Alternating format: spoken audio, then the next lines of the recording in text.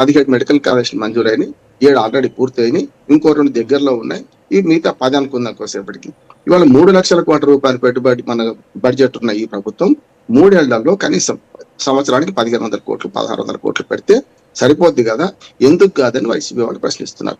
మనం కూడా అది ప్రశ్నిస్తున్నాం. మేమేమంటున్నాం అంటే, అయ్యో మరి ఈ 5,000 కోట్లు పెడితే భవనాలు మనకేముంటాయి, మనకు మొత్తం అంతా వాళ్ళ పార్ట్నర్షిప్ అవసరం లేదు కదా ఆ మాట వస్తున్నది. ఎందుకు ఈ 5,000 కోట్లు లేకుండా పోయినాయి?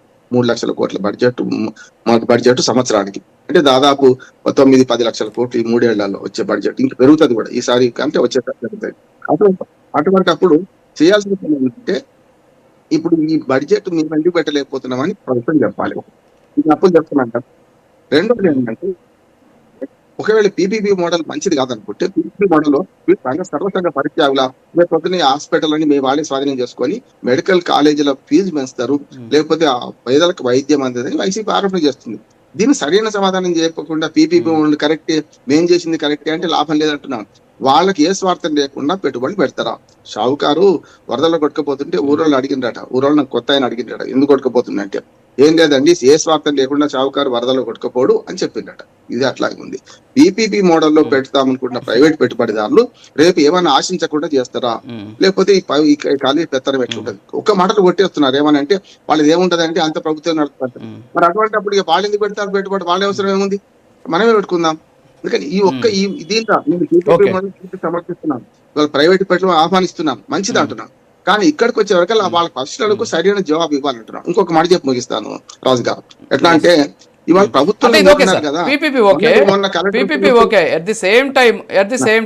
ఆంధ్రప్రదేశ్ కి సంబంధించిన ప్రాజెక్టులను అడ్డుకునే ప్రయత్నం చేస్తోంది YCP. At the same time పెట్టుబడులకు సంబంధించి కోర్టులో కేసులు వేస్తోంది.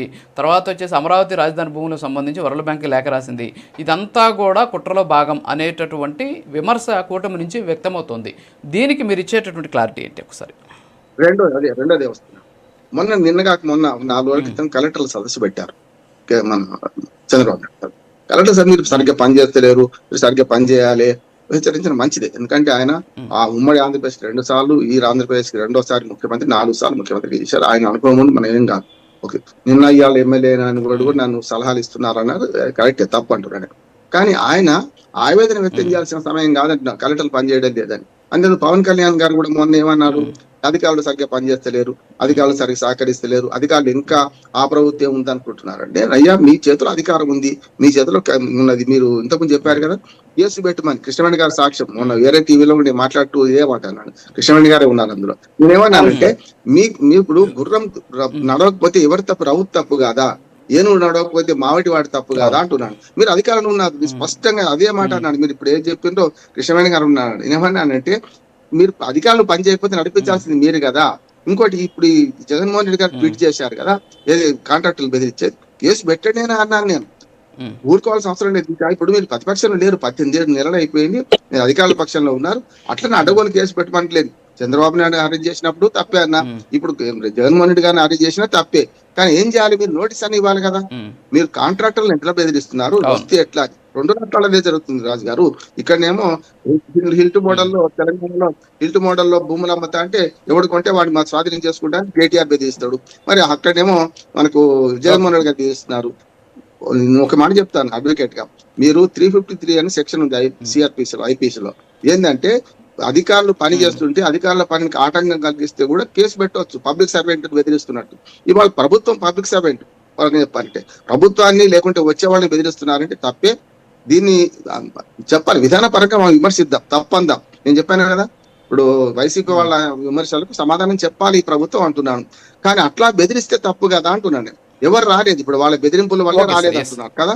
అట్లాగే ప్రపంచ బ్యాంక్ ఉత్తరం రాష్ట్రంలో కూడా ఏది మన పరిస్థితిని మనం భంగపరచుకోవడం అంటున్నాను. రాహుల్ గాంధీ గారు జర్మనీకి వెళ్ళి మొత్తం దేశంలో ప్రజాస్వామ్యం లేదని ఎట్లా మాట్లాడితే తప్పో, ప్రపంచ బ్యాంక్ ఉత్తరం రాయని కూడా తప్పే. కాకపోతే ఏంటంటే వాళ్ళు ప్రపంచ బ్యాంక్ పెట్టుబడులు పెడతలేవు కదా రాజు గారు.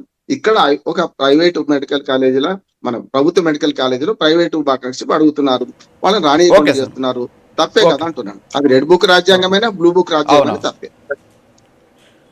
Yes okay sir. శంకరకృష్ణ గారు గుడ్ మార్నింగ్. ఇందాక మనం రాజశేఖర రెడ్డి గారు చూసాం, ఆయన బయట మాట్లాడారు.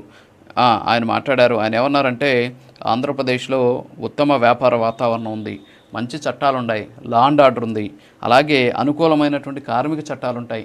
దయచేసి రండి, ఆంధ్రప్రదేశ్లో పెట్టుబడులు పెట్టండి అని చెప్పేసి ఇందాక మనకు రాజశేఖర్ రెడ్డి గారు మాట్లాడినటువంటి మాటలు విన్నాం. ఇప్పుడు జగన్మోహన్ రెడ్డి గారు మొన్న ఏమాటో మీరు విన్నారు, మళ్ళీ అది ఒకసారి బయట విన్న తర్వాత ఈ రెండింటికి ఉన్నటువంటి తేడా ఏంటి, అలాగే రామ్మోహన్ రావు గారు మాట్లాడిన దానికి, కారుమంచి రమేష్ గారు మాట్లాడిన దానికి మీరు ఆన్సర్ చేయాల్సి ఉంటుంది. ఒకసారి ఆ బయట ప్లే చేయండి పీసీఆర్ ప్లీజ్. రేపు పొద్దున మనం ఇన్ని ప్రయత్నాలు చేసిన తర్వాత కూడా